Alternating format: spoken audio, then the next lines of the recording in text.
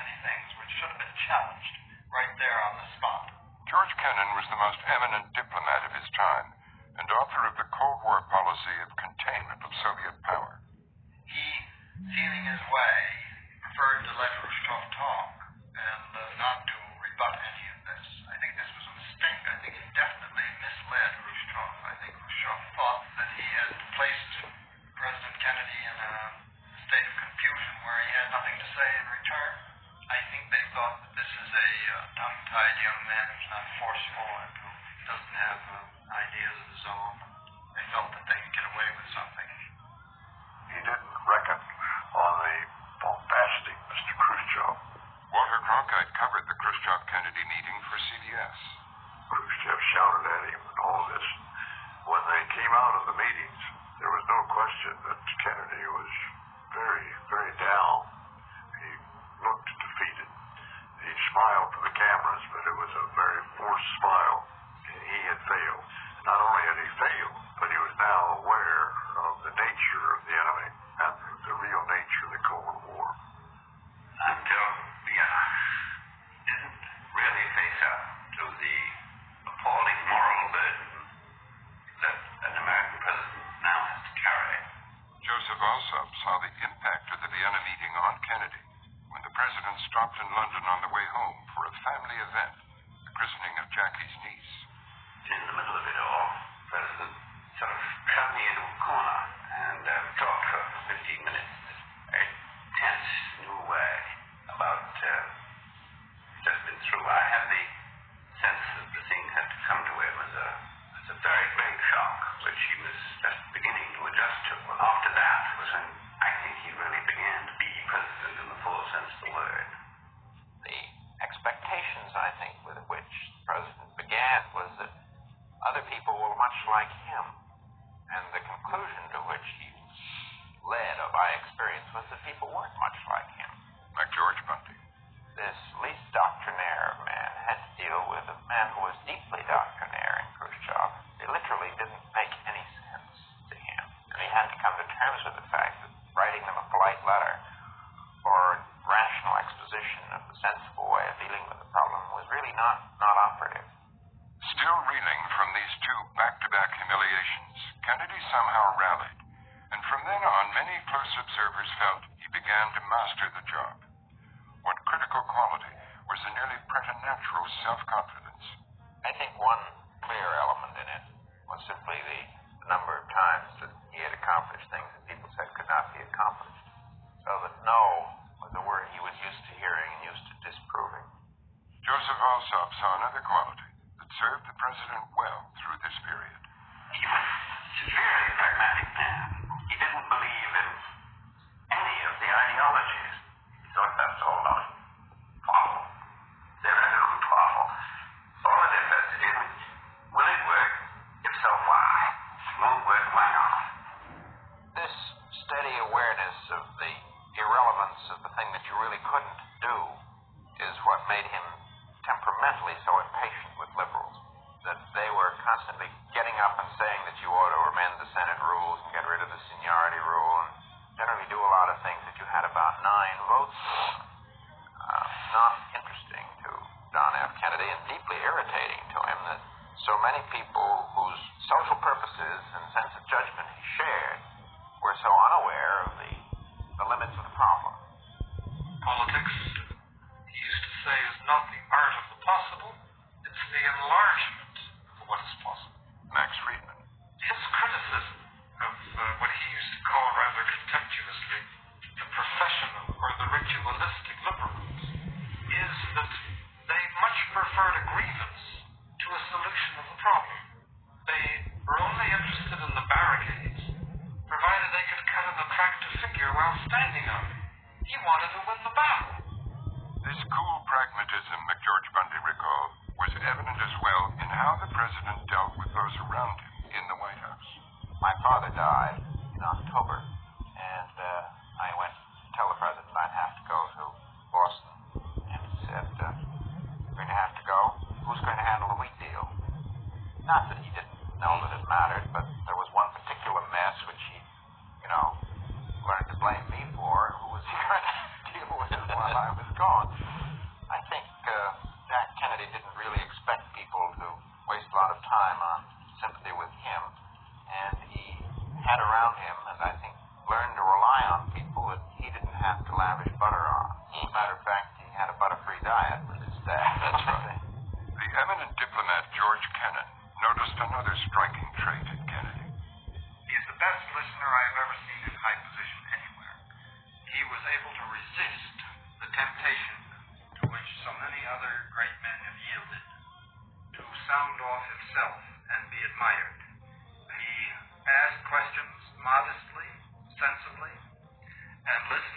patiently to what you had to say. And this is a rare thing among men who have arisen to very exalted positions. As White House Chief of Protocol, Andrew Biddle-Duke saw that same quality put to good use with the steady stream of foreign dignitaries who came to pay their respects to and take the measure of the new man in the White House. These encounters had traditionally been more ceremonial than substantive, but Kennedy took a different tack. He would invariably get into the substance and would improve upon the occasion by getting to matters of concern between the two countries, or he might not know about the country much. Let's take Somalia. Well, he asked me best to tell him everything he could tell him about Somalia. He said, "We got 15 minutes. Now you tell me, Mr. Ambassador, what do you want me to know about your country?" He said, "I'm frank to tell you, I don't know too much about it. I know where it is, your population, I know your production. But you tell me everything that you think I should know." Well, of course, Ambassador was delighted, pleased, and got off quite a fascinating account. When he received foreign visitors, he had a sort of a boyish, instinctive courtesy, which seemed to me to be rather Lincoln-esque. George Kennan. There was something very appealing about it. There were no elaborate fancy manners connected with it. It was very quiet, but all the more impressive for this reason that everyone understood it and got it right away. They realized that this man had a certain old-fashioned gallantry about him, really, in everything that he did, and they responded to it. Leonard Bernstein remembered another occasion where the president's gallantry and charm were on display. This one a White House gala for the Russian composer Igor Stravinsky. There was a line greeting Stravinsky, and when he came to me in the Russian fashion, he kissed me at both cheeks. I kissed him at both cheeks. All this Russian sort of kissing and embracing going on. And I suddenly heard a voice from the other corner of the room saying, "Hey, how about me?" And it was the president. It's so endearing and so insanely unpresidential, and at the same time never losing dignity. And it's a kind of dignity which doesn't usually merge with that much casualness and friendliness. However effective the Kennedy charm, it had its limits. In October '62, the president would face his greatest test, a crisis that threatened the entire planet and was not susceptible to solution by charisma. This government, as promised, has maintained the closest surveillance of the Soviet military buildup on the island of Cuba.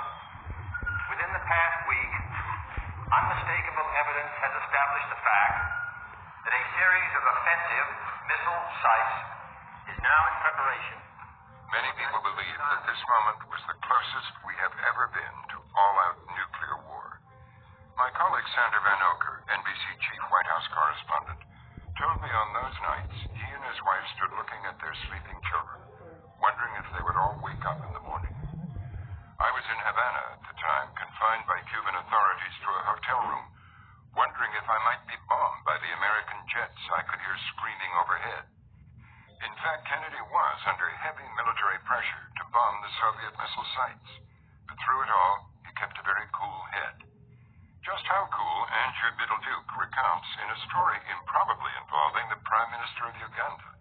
Well, that evening of October 22 at 6 o'clock, the president went on the air nationwide to give the public their first real intimation of what was going on as a talk on the Cuban subject. Our appointment with the president was 4 o'clock that afternoon. I had been in on the briefings that morning. I was conscious of the urgency and the growing sense of crisis.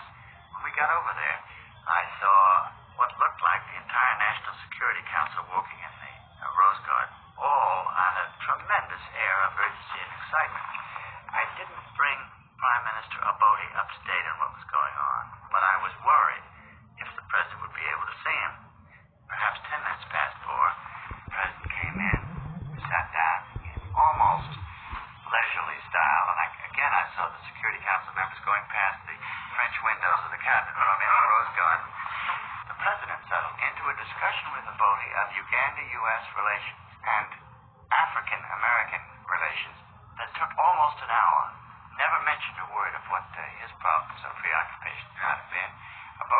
there expansively telling stories, completely oblivious of our national crisis. Namely that the Soviet missile bases in Cuba are being dismantled, their missiles and related equipment are being created. By the end of that week, the most frightening crisis in memory had been defused, thanks largely to the skill and nerve shown by the president. 8 months later, in a speech at American University, Kennedy felt confident enough to propose a major shift in Cold War thinking, to look beyond the existing stalemate of nuclear terror to a time of peaceful coexistence and a reduction of weapons of mass destruction. For in the final analysis, our most basic common link is that we all inhabit this small planet. We all breathe the same air. We all cherish our children's future, and we are all mortal. I felt that he grew greatly in his job. When Ambassador George Kennan returned to the U.S. after 15 months abroad, he found the president a different man.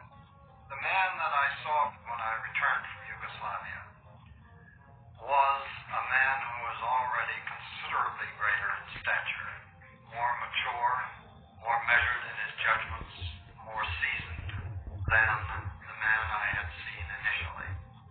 At home, Kennedy had less success in meeting the mounting demands of the civil rights movement and in responding to the brutality encountered in cities like Birmingham, Alabama, which the growing power of television brought into American homes. In the summer of '63, he met with Martin Luther King and other leaders of the movement and learned of their plans for a march on Washington.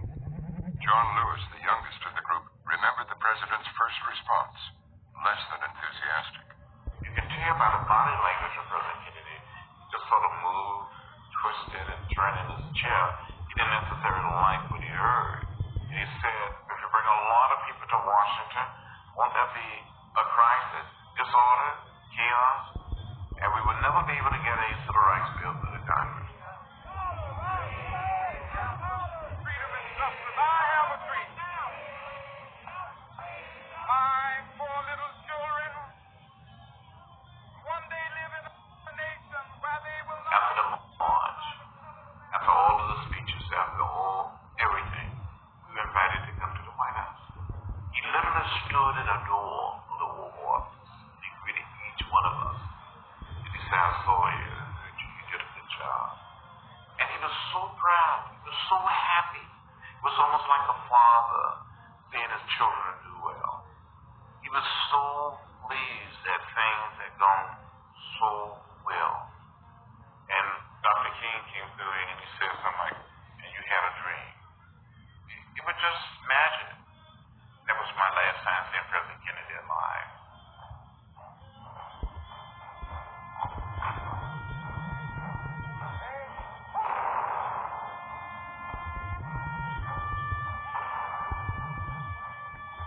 I didn't know who was listening at 4 o'clock in the morning across America. Radio reporter Sid Davis. But I traveled with Kennedy so many times in the campaign, and he would quote Robert Frost's Stopping by Woods in the Snowy Evening a lot, where we would appear at 1 or 2 o'clock in the morning, and he would say, the woods are lovely, dark and deep, but I promises to keep and miles to go before I sleep. I don't know how many times I heard him say that in the campaign. So, as they took the casket into the White House, I started to say the woods are lovely, dark and deep. And I started to cry.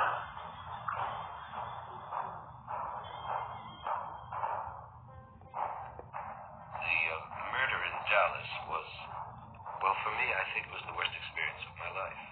Leonard Bernstein. We never really knew how different life was until it was over. Then it dawned on us like a very bleak dawn. And I must say it's never been the same since. None of us here realized until his death how deeply people in this part of the world felt about him. Princess Grace of Monaco. There'd been so much anti-Americanism in recent years, and then his death broke through all this feeling, and everyone mourned him and was deeply shocked. Perhaps even more because they had failed to realize what he had come to mean to them, or recognize the waves of confidence and hope he was radiating. Well, he had too brief a period, really. Harry Goldwater. He gave the presidency a new look. He brought something to it that hadn't been there. I imagine had never been there before. Youth and vitality. There was always a sense of something going on, even if there was nothing going on. I can see him there yet with that fist up in the air getting a point across. I wished he'd lived the whole 4 years, but I always felt that he was just beginning to really understand the responsibilities of that office when he died. He loved the presidency. He loved it so much. Charles Bartlett. He loved the comforts of it. He loved the whole thing. He loved the people that were around him. Really loved it. I remember when she said, I'm going to use my allowance when I leave here to bring those telephone operators with me. He loved those telephone operators. He said, of course, then he said, nobody would want to talk to me, but at least I'll have them.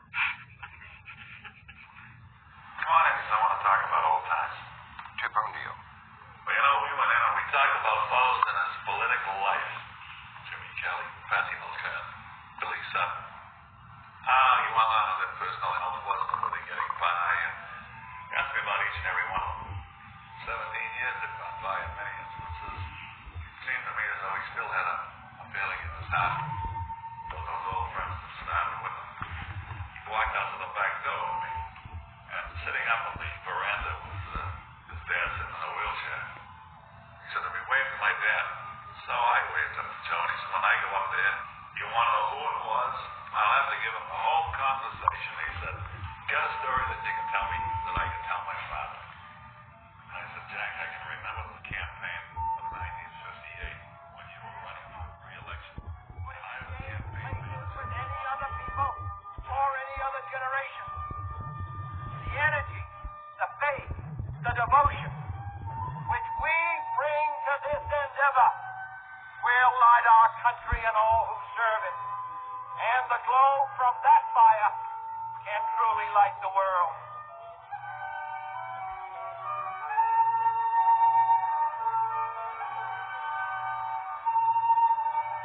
This has been We Knew JFK, unheard stories from the Kennedy Archives. For more on the storytellers and more of their stories, visit our website, wenewjfk.org. The program was written by myself and Steve Atlas, the executive producer. The producer was Kate Ellis, associate producer Mitch Hanley, managing producer Glenda Manzi. Archival recordings courtesy of the John F. Kennedy Presidential Library and Museum in Boston, and online at jfklibrary.org. Special thanks to Jennifer Marciello, Laurie Austin, Stephen Plotkin, Aaron Coe, and Laura Wiesen, and in memoriam to Mike Sullivan. Funding for the project and for the original recordings 50 years ago was provided by Carnegie Corporation of New York, supporting innovations in education, democratic engagement, and strengthening international peace and security at carnegie.org. I'm Robert McNeil for PRX.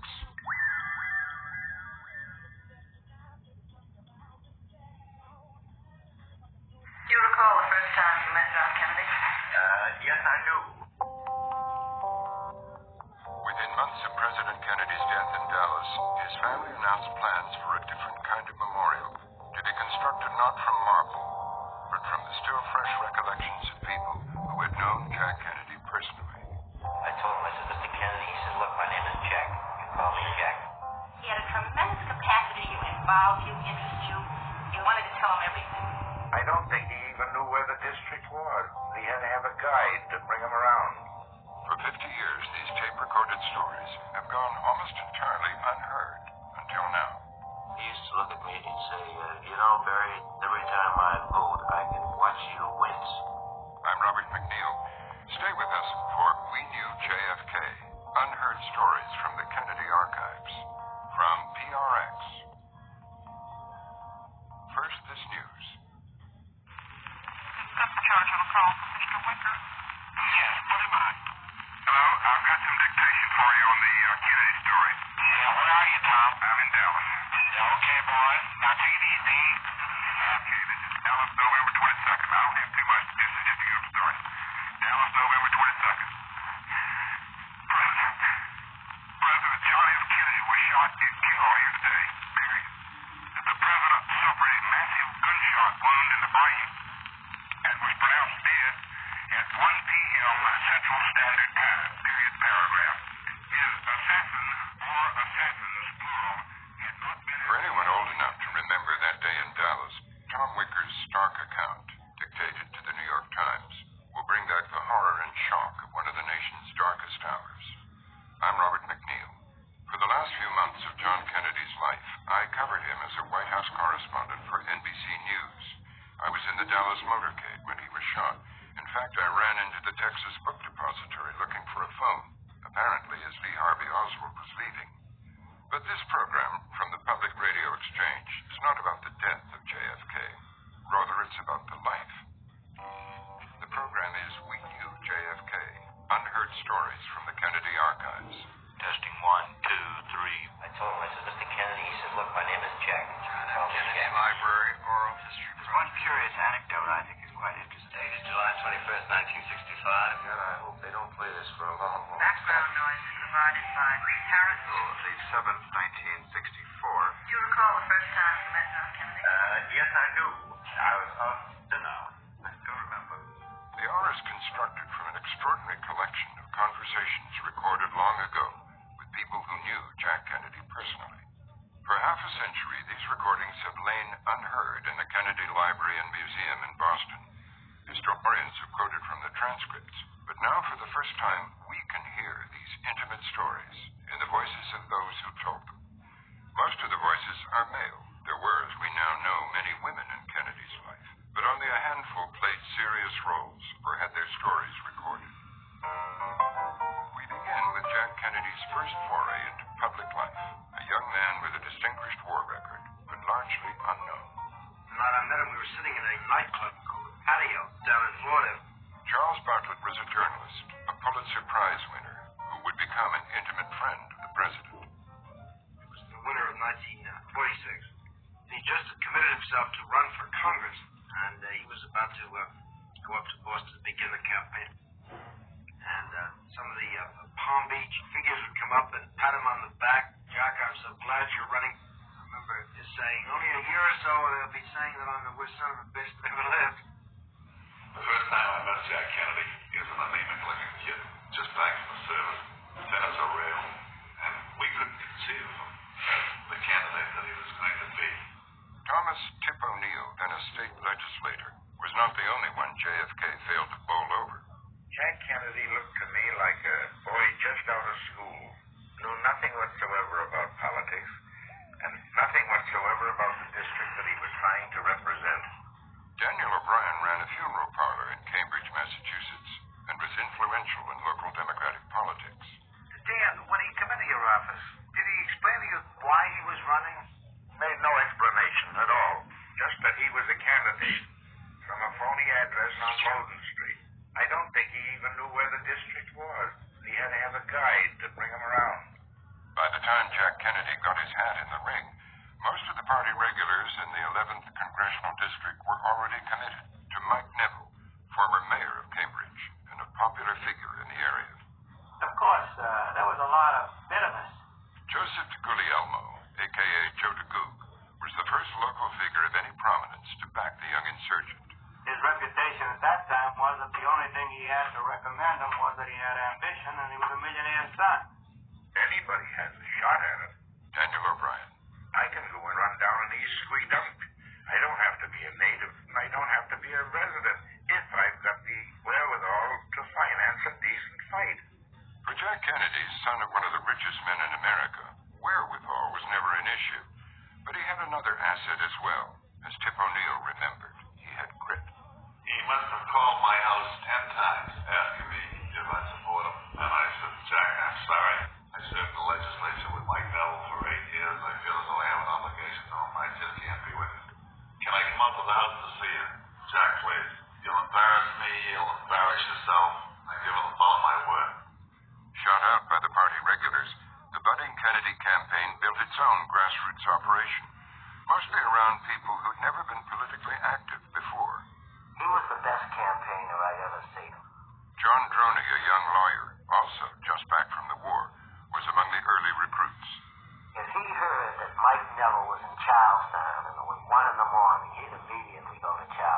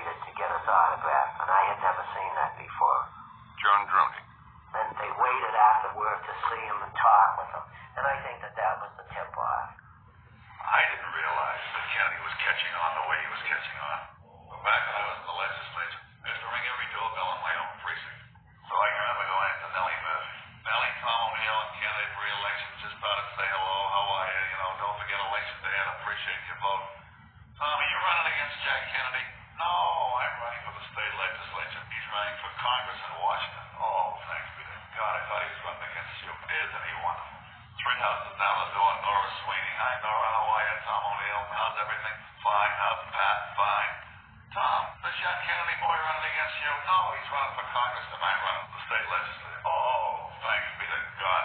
I thought to get that 10th weight was along the line, and I said to myself, thanks be to God, I'm not running against Jack Kennedy. That afternoon, I knew that Mike Neville was dead. Capitol Hill in Washington is again the nation's focal point as the 80th Congress convenes during one of the most crucial periods in the nation's history. Crucial it may have been, but apparently not so much for Jack Kennedy. He was an extraordinarily indifferent young congressman. Max Friedman was a Canadian journalist who covered Washington politics for the British newspaper, then the Manchester Guardian. He didn't work very hard at the job and would have been an unbelievable figure if he were cast in the role of a young man of destiny. He took a sort of an observer's view of the House, really. That's Charles Bartlett again, who by this time was both covering Jack Kennedy and becoming a close friend. He never felt that he was really enjoying himself. He went off every weekend. He didn't feel that he was really seized by it. I remember he told me that one thing he liked about George Smathers, he really didn't give a damn. I think that all these sort of hustling freshmen, it just wasn't his temperament. After 3 undistinguished terms in the House, Kennedy set his sights on the Senate, but faced a serious obstacle. The incumbent, Henry Cabot Lodge, appeared to have the seat locked up. Undaunted, Kennedy again bypassed the party machine and built his own operation, this time statewide. I remember reading about the door-to-door, house-to-house, town-to-town campaign that the whole family put on. Hubert Humphrey, then a senator from Minnesota, watched it all with interest. I thought it was tremendous. It was the kind of campaign in depth that got national attention, and it was quite obvious that there was something new developing in terms of the Kennedy technique in politics. The 83rd Congress convened. Beat Barclay swears in a quartet of new senators. Kennedy of Massachusetts, Jackson. Well, I liked him right from the start. Barry Goldwater, Republican senator from Arizona, served with Kennedy on the Senate Labor Committee. He was an easy fellow to meet. No reserve at all about him. Great sense of humor, and it stuck out in front of him so far you couldn't miss it. I remember he used to look at me and he'd say, you know, Barry, every time I vote, I can watch you wince. Senator Goldwater recognized another Kennedy asset. He was a man who really didn't have to do homework as we think of it as I have to do, for example. He could have an advisor with him on the floor or in committee, know absolutely nothing about the subject. Listen to this advisor for just a few minutes and get up and make a good case for himself. And then as he went on, he retained all of these things. He had a memory like a blotter. If Kennedy found the Senate more congenial, he remained, at least in the early days, what he had been in the House, something of an outsider. I once asked him what was the real ticket of admission to the so-called Senate Club. Washington journalist and pundit Joseph Alsop. He gave that wry grin of his, and he said that he'd often thought about the problem, and he finally concluded that the ticket of admission was being willing to make deals that you ought to be ashamed of without the smallest sign of shame. Soon, though, friends like Charles Bartlett began to notice a difference. It was a rather interesting change after he got into the Senate. Then he seemed to me to be much more totally involved. The attitude of a slightly passive viewer of the scene had completely gone. He became a much more engaged figure. I think he was humbled, and many people, when they go from the House to the Senate, as you know, react with an enormously swelled head. But Jack Kennedy was none of that, because he never changed when he moved into the White House, really, in that respect. But he became a much more serious fellow. A more serious fellow, but in the early Senate years, still a very minor player. Max Friedman. I don't think that a 1955 Senate press gallery would have included his name in the first 25 important members of the Senate, nor would he have questioned that poll. But then something happened. South Carolina, Kansas, 20 votes for Senator Kennedy. In 1956, Jack Kennedy found himself, quite unexpectedly, in serious contention for the vice presidential nomination. How close did you get? 668 now. In the end, he lost, but not before the country got a look at him and liked what it saw. I hope that this convention will make M.P. Kefauver's nomination unanimous. Thank you. Within hours of being defeated, he was flooded with invitations from all parts of the country, including the South, to come and speak. This meant a great deal to him. The fact that in Washington he was just one of the crowd, and in national convention, he was an applauded leader, and he suddenly realized for the first time that he was a national figure. I remember the Soviet Joseph Alsop. It was the time when he was on all the magazine covers, he and Jackie were. I said some such things. Well, I predict that next time round he'll be your party's vice presidential nominee. And he turned to me with a grin and he said, well, we don't want to talk too much about VP until we're quite sure that we can't get just V. By that time, he was no longer interested in the vice presidency. Nobody works this hard to be the second man on the national ticket. I remember asking him why he thought he was worthy of being president. He laughed. He said, whenever you look at the presidency, you think of Washington and Thomas Jefferson. When you ask whether I'm as qualified as Johnson or Symington or Adlai Stevenson, my answer is an unhesitating yes. I can remember that December. They had a Kennedy ball, sort of a charity thing up in New York. Charles Bartlett. He had an old friend, Nancy Coleman. And she took a tickler. She said, now, Jacob, she said, you don't want to be president. And he looked rather cold. He said, Nancy, I not only want to be, but I am going to be. And he meant it. The Kennedy resolve was for real, but the obstacles in his path, age and religion for starters, were daunting. Once again, as in his first campaigns for the House and Senate, Jack Kennedy appeared more confident about his chances than reality seemed to warrant, and this time the game was for the biggest prize of all. When we return... I remember flying with him in the middle of that thing. I still had some notes. His voice was gone, and he could only write those notes. I remember when I'd give my right testicle to win this one. From the Public Radio Exchange, this is We Knew JFK, unheard stories from the Kennedy archives.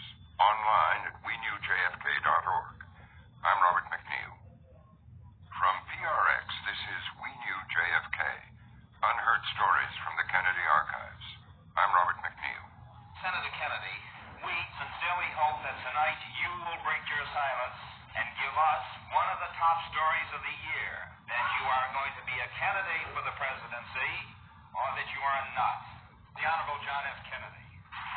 By the beginning of 1960, Kennedy had risen from the obscure back row of the Senate to the front ranks of presidential hopefuls, and the eyes of the nation were upon him. Appreciate the introduction, and I'm delighted to respond to the question.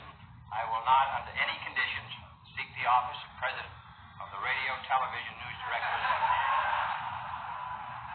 The enthusiastic response Senator Kennedy got from his audience of supposedly hard-boiled news directors was typical. By that time, he'd developed a knack for charming, some would say mesmerizing, the journalists who covered him. Coming late to his White House press corps, as I did in 1963, I had the distinct feeling of being snowed about Kennedy by the breeze of favorable publicity that always seemed to blow about his name.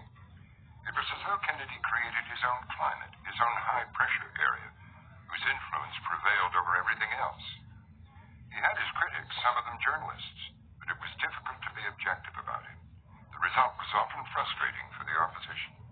The thing that I always used to be amazed at was the unbelievably good publicity. It was just fantastic. Hubert Humphrey, then a senator from Minnesota, was Kennedy's fiercest competitor for the Democratic nomination. Anything he would say, he would always get good copy. Always good copy. I remember I used to say to you, how in the world does a man do this? I mean, it was never a bad line, never, in other words, I would be interpreted as being brash or talkative or this or that, and he was always interpreted as being intelligent, delightful. You could go to any grocery store, you pick up any woman's magazine, it'd be a wonderful article. Good pictures, nice things, always, everything. This day, it astounds me. When I first met him, I thought he was one of the smartest, quickest, funniest human beings I ever met. Laura Knabel, a writer for Look magazine, was among the journalists who fell under the Kennedy spell. I always thought he was absolutely best in private. He had a tremendous capacity to involve you, interest you. You wanted to tell him everything. Knabel noted one Kennedy technique rare among politicians, then and now. Almost every journalist I know who has had any, considerable contact with Kennedy had the same experience. That he would tell them the most fantastic things, just tremendously candid,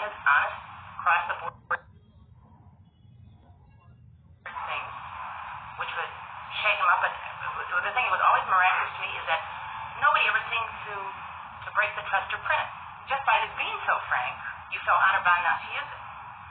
If Kennedy was disarmingly candid about political matters, he was considerably less so about his private life. Personal stuff was distasteful to him. You know, the whole personality business, or digging into his private life or his private affairs. I mean, he knew it had to be done, and there was a value in it, but he kind of, let's get the hell, let's get it over with. Attitude. That was always the way. 50 years on, that reticence makes sense. We now know Kennedy had secrets potent enough to have sunk his career. His health problems, for example, Addison's disease, and chronic near-crippling back pain were known to many journalists, but rarely if ever reported on. And then there was the womanizing. Margaret Coit, a Pulitzer Prize-winning biographer, describes an evening she spent with the young senator in the early 50s when he was still a bachelor. We had been talking about books and ideas, and then he'd seen me as one kind of person. He'd seen me as a mind, and now he saw me just as something female, and he couldn't fit the two together. And it was as if he were two parts. He was like a 14-year-old high school football player on the make, and he was like an elder statesman of 60 in his intellectual process. The two together. And it was the cold, machine-like quality that scared me so. I had the feeling that he viewed women, especially pretty women, as objects. Marietta Tree, a prominent socialite and Democratic activist, later served as a Kennedy appointee at the United Nations. I think he enjoyed them and was extremely interested in them. But